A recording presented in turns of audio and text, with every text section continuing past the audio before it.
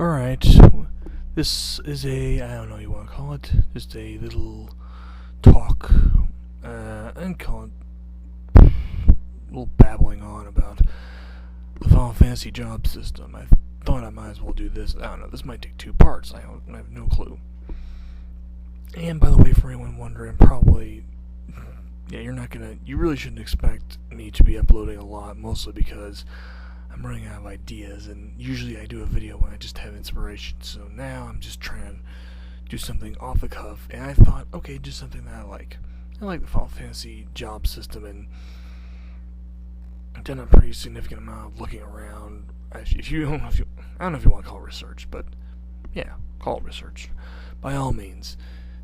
So we have the systems, and then we have the games where the jobs are prevalent, but then you can't change them.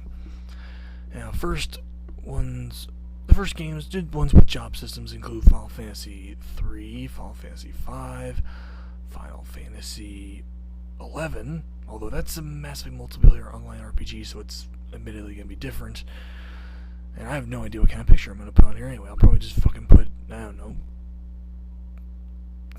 I'll screen through fucking job webs or something. No clue. I'm just imitating Cloud 8745, really, who just does that all the time. It's quite cool how he does it, but he has a little bit better voice, maybe. Anyway. Oh, and let me think. Final Fantasy Tactics, Tactics Advance, and the Tactics, it's A2 Grimoire of the Rift. I'd have to look it up, but there are about 3 expansions of it, so there. Let's just leave it at that. Now, we also have games that have the job system there, but not really at the same time.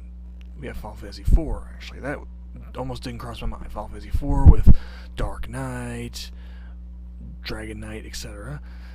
Final Fantasy 6 with, well, of course, the character classes there were admittedly kind of, off the cuff a little bit. Final Fantasy 9, that was pretty explicitly so. Final Fantasy 10 a little bit with, say, Lulu and Yuna, but not much. Maybe Final Fantasy 12 from what I've heard. Now, of course, I could go into a very long little description about the jobs in general, but I'll just go with this little job list I have. It could be a little long, so I'm probably going to have to skip over some of them. But we can just start with, say, Final Fantasy 11 jobs, which I can probably name off the top of my head. You start with 6 basic ones, which range with 3 physical classes and 3 magical classes, even though one of them is admittedly mixed, but we'll call it a mage, magical class, whatever. The first 3 physical classes are your warrior, kind of your heavy fighter, as it were, then a thief, a very light, agile fighter, and then the monk, who is barehanded. Supposedly, usually the tradition is that they have a lot of more HP, and maybe a little more strength, but I'm usually associating with more HP, and probably equal strength to someone who fights with swords, but it varies.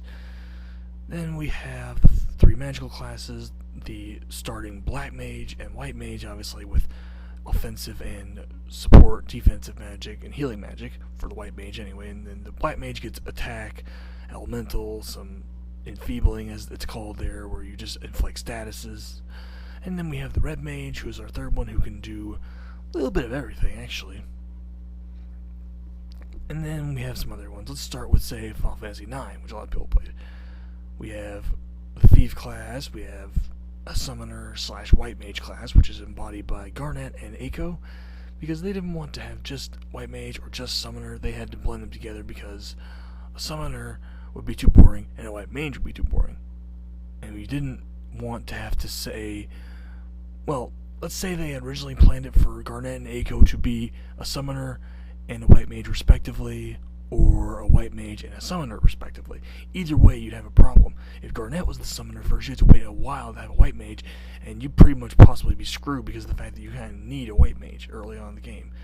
But you also kind of want to summon, because some of these bosses can be kind of tricky if you don't use the summons. Not to mention that Garnet has to kind of inherently be a summoner in the storyline because of her importance and everything. And the same with Eiko, actually. But enough ranting on that. Next would be Steiner, who's our knight, Vivi, are Black Mage, Quina, a Blue Mage, I guess. We'll get into Blue Mages possibly in the next part. I don't know how long this is going to go. Amaranth Coral is our ninja, but he's also kind of a monk, so admittedly 9 is tricky because it kind of has some flexibility with what it does. And really, this is probably just going to be one picture, and I'm going to stretch it across the entire Windows Movie Maker thing, and then just do that. You guys should be happy enough that I'm even putting out videos. But I'll go on a little bit more here. Let's try just considering some of the more common recurring job classes, like the Blue Mage. The Blue Mage has usually been either a person who has to kill the enemy, in the case of, say, Quina, who has to actually eat them, or a person that has to usually get hit by the enemy attack, like Magic Hammer or whatever it is, and they learn the attack. Now, the Blue Mage in Final Fantasy VIII, Quistis Trep, or actually it's Quistis, I think, not Quistis. I've said Quistis forever, but it's Quistis, I believe. Anyway, she has to use these little items, and ta-da, she learns whatever. So that is the nice little deviation there. But then, of course, we have the Red Mage. I hate to say it, I'm kind of a Red Mage fanboy, as it were, because the Red Mage just has that nice jack-of-all-trades feel to him. Not to mention that it actually it doesn't necessarily have to excel at anything, which is kind of a feeling of my own as well, in some respect. It can use white magic, it can use black magic, it can even use swords, you know. And maybe one more thing to talk about would be the monk class. I've always wondered about why you have to start off as a monk. So from what I understand, it tends to be that you can understand a monk as being a person who's more advanced in martial arts, as opposed to someone who's just a black belt, that just has advanced a lot in the martial art that they've trained in, but they're also just not as deep into it as a monk is. A monk, admittedly, there's that stereotype of Shaolin monks and the like, but in Final Fantasy, you can almost argue that a monk could be like a black belt with white magic, or just special white magic-like abilities, like being able to heal people, being able to remove statuses, those sorts of things. But they've never done that, as far as I can tell. But yeah, that's probably about enough for now. I might do a second video because I like to keep these even number with my number of uploads. I just upload 2 at a time. Anyway, this is the first part of what I would call, Final Fantasy job babbling. See you later.